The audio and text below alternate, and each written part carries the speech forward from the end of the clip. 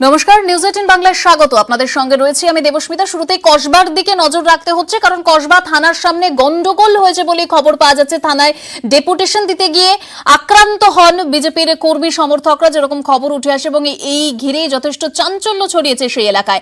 ঠিক কি ঘটেছে একবার জানবো। আমাদের সঙ্গে সরাসরি আমাদের প্রতিনিধি অর্পিতা হাজরা রয়েছে। অর্পিতা, ঠিক কি অভিযোগ পাচ্ছ, কি হয়েছে? দেখো, দুপক্ষেরই অভিযোগ রয়েছে, অর্থাৎ বিজেপি এবং তৃণমূল দুপক্ষেরই অভিযোগ এবং পাল্টা অভিযোগ রয়েছে। সেক্ষেত্রে তৃণমূলের পক্ষ থেকে যেটা বলা হচ্ছে যে এখানে বিজন সেতুর মুখে বিজেপির সদস্যরা সেখানে একটি বিক্ষোভ চালাচ্ছিল। আচমকাই তৃণমূলের যেখানে পার্টি অফিস রয়েছে সেখানে সদস্যদের সেখানে গিয়ে মারধর করে এবং তাদেরকে সঙ্গে ঝামেলা করে বলে অভিযোগ। ঠিক কি ঘটনা ঘটেছিল একটু জেনে নেওয়ার চেষ্টা করবো। আপনাদের অভিযোগটা? আমাদের অভিযোগ বলতে কি, দেখুন অভিযোগটা তৈরি করেছে আজকে নাকি কি অবরোধ করবে আমরা কিছুই জানি না। হঠাৎ ওই অবরোধ করতে করতে হঠাৎ আমাদের অভিযোগ অ্যাটাক। আমি তো বাইরে ছিলাম, আমি শুনে ছুটে এলাম। কি এবার বলছে আমরা অফিসে কাজ করছি, কারণ এখন অনেক মমতা বন্দ্যোপাধ্যায় অনেক পরিকল্পনা দিয়েছেন পশ্চিমবাংলার মানুষের জন্য। তো মানুষ আসছে, একটু স্বাস্থ্যসাথী ফর্মটা ফিল আপ করে দাও, একটু খাদ্যসাথী ফিল আপ করে দাও। তো আমাদের তখন মানে 6-7 জন কাজ করছিল। হঠাৎ অবরোধ নাম করে ওইখানে অবরোধ করতে এসে গেল। এসে কিছু এসে আমাদের অফিসে পাটকে ছুটতে শুরু করলো। তার মধ্যে শুনলাম যে রূপেশ সিং হেলমেট নিয়ে, হরিশ সাউ লাঠি নিয়ে, ডান্ডা নিয়ে ওই ঢুকে অফিসে আক্রমণ করে। তখন ওরা হচ্ছে গিয়ে খবর দেয়, আমরা সব আসি। অবরোধ আমি এসে আমরা অবরোধ সব করলাম, রাস্তা গাড়ি জ্যাম হয়ে গেছে, সরালাম। তাতে করে আমাদের 5 জন আহত হয়েছে। কাদের আহত হচ্ছে? আমাদের রঞ্জিত রায়, আমাদের তৃণমূল যুব কংগ্রেসের কার্যকরী সভাপতি ওয়ার্ডে, হচ্ছে সুবিমল সরকার, রতন। আপনাদের পাল্টা একটা অভিযোগ রয়েছে বিজেপির তরফে যে আপনাদের তরফ থেকেও মারধর করা হয়। মারধর করা হয়? আমরা তো মার খেয়ে তো আমরা এলাম। এসে যদি আমরা মারতাম তাই 20-25 জন পারতাম। কে বলছে আপনাকে? আমরা অভিযোগ জানাতে এসেছি। যখন অভিযোগ জানাতে তখন কি হয়? আছে তো কোথায় তাহলে হবে নাকি? আপনারা কি অভিযোগ করেছেন থানায়? হ্যাঁ, করছি। আপনারা ডাকলে আমি আপনার সম্মানে বেরিয়ে এলাম। লেখা হচ্ছে, আমি যাচ্ছি, কি সই করবো। আপনারা কাদের নামে অভিযোগ করবেন? যারা যারা করেছে, যারা যারা ঘটনা ঘটিয়ে বিজেপির বিরুদ্ধে, বিজেপি করছে বিজেপির বিরুদ্ধে। একেবারেই তাই। এখানে বোঝাই যাচ্ছে থানার সামনের একবার চিত্রটা একবার তোমাকে দেখানোর চেষ্টা করবো দেবস্মিতা। থানার গেট এখানে আটকানো রয়েছে এবং সামনে এখানে শিকল দিয়ে এখানে বেঁধে রাখা হয়েছে যাতে বাইরের ক্রাউড ভেতরে যাতে প্রবেশ করতে না পারে, এবং তারই সঙ্গে তৃণমূলের তরফ থেকে তারা অভিযোগ তারা জানাবেন, সেই কারণে এখানে জমায়েত হয়েছেন বলে তাদের দাবি। অন্যদিকে পাল্টা বিজেপির দাবি রয়েছে যে তাদেরকে মারধর করা হয়। অভিযোগ এবং পাল্টা অভিযোগ দু তরফেই যথেষ্টভাবে উত্তেজনা রয়েছে। গোটা বিষয়টা খতিয়ে দেখছে কসবা থানার পুলিশ এবং বিশাল পরিমাণে এখানে পুলিশ মোতায়েন করা হয়েছে। দেবস্মিতা, বেশ ধন্যবাদ অর্পিতা। এই মুহূর্তে যে খবরের দিকে নজর রাখতে হচ্ছে, মতুয়া ঠাকুর বাড়িতে কৈলাস বিজয়বর্গীয়, যথেষ্ট গুরুত্বপূর্ণ এই মুহূর্তের যে খবর।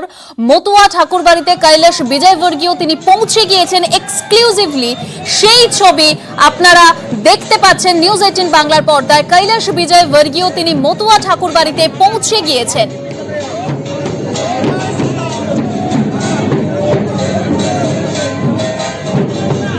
মতুয়া ঠাকুর বাড়িতে কৈলাস বিজয়বর্গীয় তিনি পৌঁছে গিয়েছেন।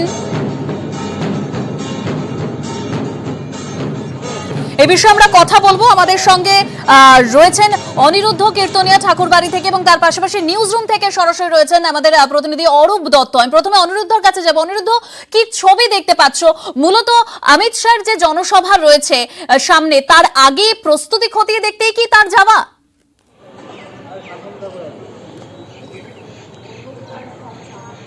একদমই দেবস্মিতা, ঠিক আগামী 19 এবং 20 তারিখ রাজ্যে আসছেন অমিত শাহ। সেই বিষয়ে হয়তোবা বনগাঁয় 19 তারিখে একটি সভা হওয়ার কথা আছে। সেই বিষয়ে কিন্তু মূলত শান্তনু ঠাকুরের সঙ্গে বৈঠক করতে এসছেন বিজেপির কেন্দ্রীয় নেতা কৈলাস বিজয়বর্গীয় ইতিমধ্যেই তিনি প্রবেশ করেছেন। তাকে কিন্তু মতুয়াদের পক্ষ থেকে অভ্যর্থনা জানানো হয়েছে এবং সে প্রবেশ করেছে ইতিমধ্যেই শান্তনু ঠাকুরের ঘরে। কিন্তু অন্যদিকে একটি ঘটনা কিন্তু তাৎপর্যপূর্ণ। ইতিমধ্যেই শান্তনু ঠাকুর নাগরিকত্ব আইন নিয়ে একাধিকবার ক্ষোভ জানিয়েছেন এবং তার দাবি ছিল যে যত দ্রুত সম্ভব এই নাগরিকত্ব আইন লাগু করতে হবে, না হলে কিন্তু মতুয়ারা অন্য কিছু ভাববে। সেক্ষেত্রে কিন্তু আজকে এই কৈলাস বিজয়বর্গীয়র ঠাকুর বাড়িতে আসাটা একটি তাৎপর্যপূর্ণ ব্যাপার এবং কৈলাস বিজয়বর্গীয় ঠাকুর বাড়িতে পৌঁছানোর আগেই শান্তনু ঠাকুর কিন্তু মতুয়াদের সঙ্গে আলাদাভাবে একটি বৈঠক করে নিয়েছেন। অর্থাৎ মতুয়ারা কি দাবি রাখবেন কৈলাসজির কাছে তা নিয়েও কিন্তু এই বৈঠকে ঠিক হয়েছেন বলে মতুয়া সূত্রে খবর। এবং অন্যদিকে যেটা বলা যেতে পারে যে প্রধানমন্ত্রী এসেছিলেন লোকসভা নির্বাচনের আগে, তারপরেই আবার ঠাকুর বাড়ির আশেপাশে কোথাও সভা হতে পারে, জনসভা হতে পারে অমিত শাহের, সেই বিষয়েও কিন্তু ঠাকুরনগরে ঠাকুর বাড়িতে শান্তনু ঠাকুরের সঙ্গে বৈঠক হবে বলে জানানো যাচ্ছে মতুয়া সূত্রে এবং বিজেপি সূত্রে। দেবস্মিতা, একেবারেই অনুরোধ তুমি আমাদের সঙ্গে থাকো। আমি এবার চলে যাব অরূপ দত্তের কাছে। অরূপ, যেটা জানতে চাইবো তোমার থেকে, কোথাও গিয়ে কি মনে হচ্ছে মতুয়া ভোট ভাঙছে এবং তার জন্যই সেদিকে বেশি করে নজর দিতে চাইছে বিজেপি নেতৃত্ব?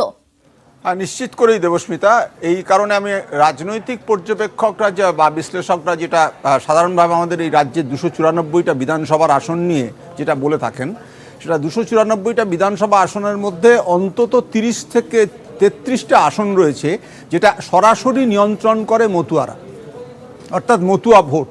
আর যদি সার্বিক পরিপ্রেক্ষিতে যদি দেখো যে তাহলে 10টা লোকসভা কিন্তু একটা ডিসাইডিং ফ্যাক্টর বা নির্ণায়ক ফ্যাক্টর শক্তি রয়েছে মতুয়াদের কাছে।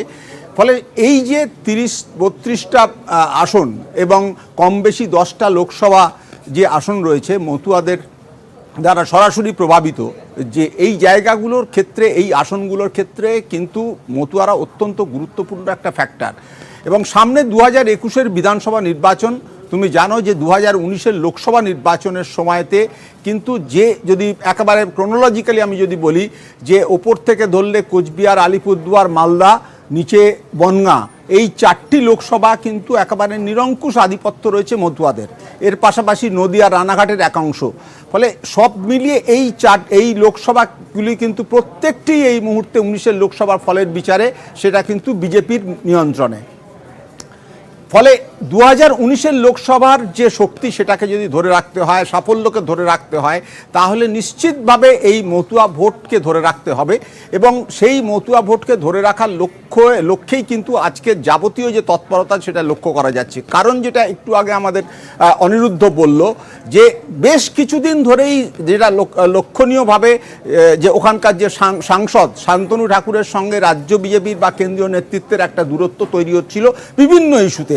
কখনো আমরা খুব সম্প্রতি দেখেছি ওখানে দিলীপ ঘোষ সভা করতে গিয়েছিলেন, সেই সভা মঞ্চে ছিলেন না শান্তনু ঠাকুর। এবং এই যে পরিস্থিতি, এটা কিন্তু একদিনে হয়নি। মূলত সিএ এবং নাগরিকত্ব ইস্যু নিয়ে যে প্রতিশ্রুতি বিজেপি সরকার দিয়েছিল বা সেই সময় ভোটের আগে যে প্রতিশ্রুতি এসেছিল, সেই প্রতিশ্রুতি পরবর্তীকালে কার্যকর করা হয়নি বা সেখানে কোনো রকম ঢিলেমি চলছে। ফলে এটা নিয়ে মতুয়াদের মধ্যে একটা ব্যাপক ক্ষোভ রয়েছে। এই কথা বারবার বলেছেন শান্তনু। আমি জানতে চাইবো, কারণ আগেই কৈলাস বিজয়বর্গীয় তিনি দাবি করেছেন যে জানুয়ারিতেই শরণার্থীদের নাগরিকত্ব দেওয়া হবে।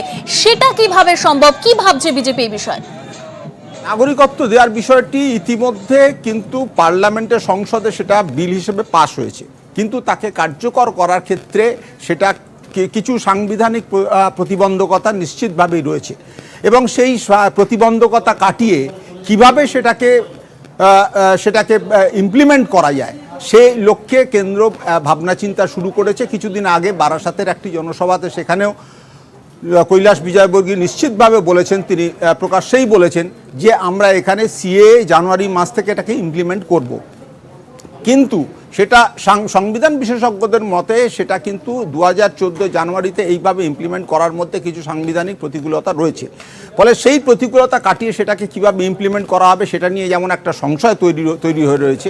দ্বিতীয় যেটা, যে 2014 থেকে 2019 এবং 2021 যেখানে শিওরে করা নাড়ছে, এই রকম একটা পরিস্থিতিতে দাঁড়িয়ে আজকের এই নাগরিকত্ব ইস্যু নিয়ে যে বিজেপির যে তৎপরতা বা বিজেপির যে চেষ্টা, তার মধ্যে কোথাও মনে হচ্ছে যে এটা পুরোপুরি একটা যেটা মানে বিরোধী শিবির হিসেবে তৃণমূল বারবার সামনে আনবার চেষ্টা করছে যে এটা কিন্তু প্রকৃতপক্ষে একটা ভাঁওতা।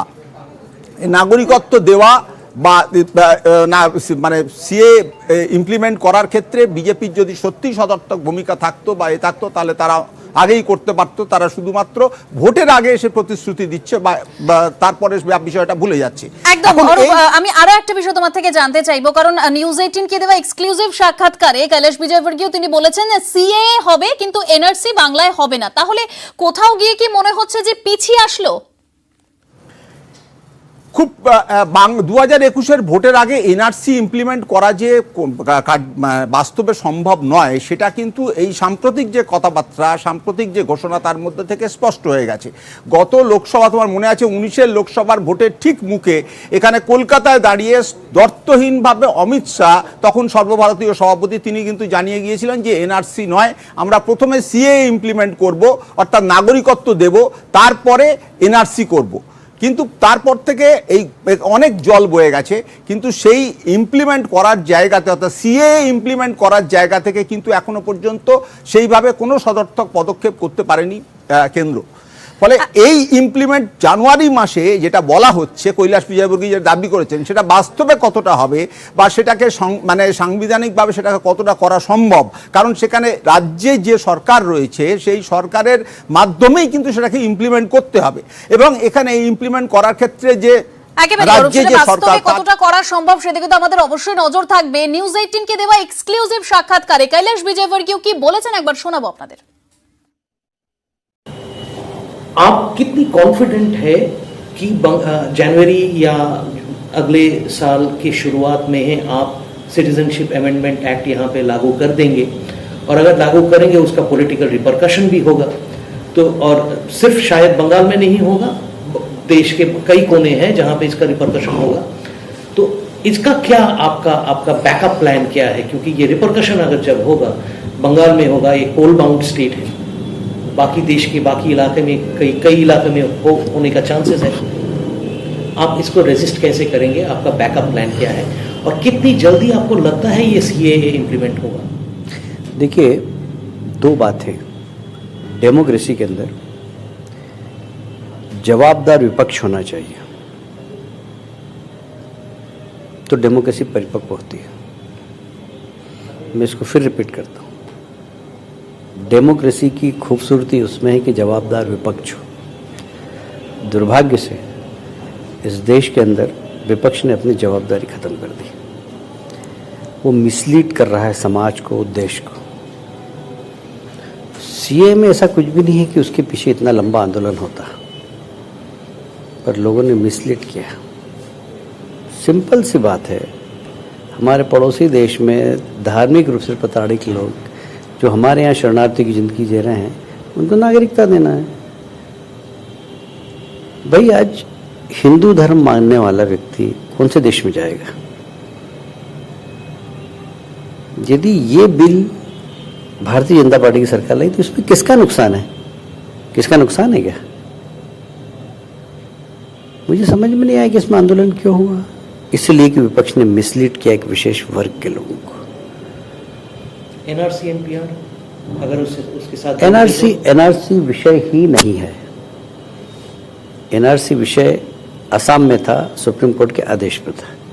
सुप्रीम कोर्ट ने सुप्रीम कोर्ट की गाइडलाइन थी वो। हाँ जी, लेकिन आपके पार्टी ने यहाँ भी एनआरसी के बारे में बात की है? बिल्कुल नहीं, कभी भी नहीं की। सीए के बारे में बात किया है हमेशा ही। इसको मिसलीड किया ममता जी ने जनता के बीच में। ये आप थोड़ा कैटेगरिकली हमें कह दीजिए, एनआरसी बंगाल में करने का कोई इंटेंशन सेंट्रल गवर्नमेंट का नहीं है?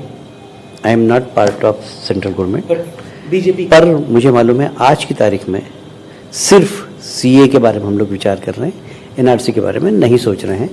गवर्नमेंट का कमेंट्स मैं नहीं कर सकता, मैं संगठन का आदमी, और मुझे मालूम है कि सीए के बारे में हम लोग गंभीर हैं, एनआरसी के बारे में कोई चर्चा नहीं। আমি আবারও চলে যাবো আমাদের প্রতিনিধি অরূপ দত্তের কাছে। অরূপ, তোমার থেকে একদম সংক্ষেপে যে জানতে চাইবো, শান্তনু ঠাকুর তিনিও খানিকটা বেসুরো গাইছেন, কারণ মতুয়া ভোট যদি এখানে ফ্যাক্টর হয়ে দাঁড়ায়, মতুয়ারা তারাও কিন্তু এই আইন নিয়ে সেভাবে খুশি নয়, কারণ তারা বলছে যে 2014 কথা যেটা উল্লেখ রয়েছে আইনে সেটা 2019 করা হোক, এরকম তারা মনে করছেন। তাহলে সেই জায়গা থেকে বিজেপির তাহলে নেক্সট স্ট্র্যাটেজি কি হতে চলেছে? একটাই, যে কোনোভাবে এই মতুয়া ভোটকে ধরে রাখতে হবে, এবং সেই মতুয়া ভোট ধরে রাখতে গেলে একমাত্র প্রধানমন্ত্রী বা ওই পর্যায় থেকে অমিত শাহ এই ধরনের সর্বোচ্চ পর্যায় থেকে মতুয়াদের আশ্বস্ত করার ব্যাপার, তাদের আত্মবিশ্বাস যোগানোর বিষয়টা রয়েছে। ফলে এই যে অমিত শাহ সভা করতে আসছেন তার ঠিক আগে কৈলাস বিজয়বর্গীয় সরাসরি যে ঠাকুর বাড়িতে চলে যাচ্ছেন, মতুয়াদের সঙ্গে বৈঠক করছেন এবং শান্তনু ঠাকুরের সঙ্গে তার যে ক্ষোভ প্রশমন করবার যে চেষ্টা করছেন, এ সব কিছুর মূলেই কিন্তু রয়েছে এই মতুয়া ভোট বা মতুয়া ভোটকে ধরে রাখার চেষ্টা। কারণ বিজেপি নিশ্চিতভাবে জানে যে 2021-এর বিধানসভায় 200 আসনের গণ্ডি পেরোতে গেলে এই 30-35টি যে বিধানসভা আসন, সেটা বিশেষ করে দক্ষিণবঙ্গের মতো জেলায় সেটা অত্যন্ত গুরুত্বপূর্ণ। কারণ আসামের যে ফল থেকে শুরু করে পরবর্তীকালে এই সিএ এবং এনআরসি ইস্যুতে যতগুলো নির্বাচন হয়েছে, প্রত্যেকটি নির্বাচনে কিন্তু ধারাবাহিকভাবে ধাক্কা খেয়েছে বিজেপি। ফলে পশ্চিমবঙ্গের ক্ষেত্রে এটা অত্যন্ত গুরুত্বপূর্ণ ফ্যাক্টর, এবং 2021-এর আগে সেটাকে মীমাংসা করতেই হবে। ধন্যবাদ অরূপ। ফ্ল্যাশ নিবেদন করছে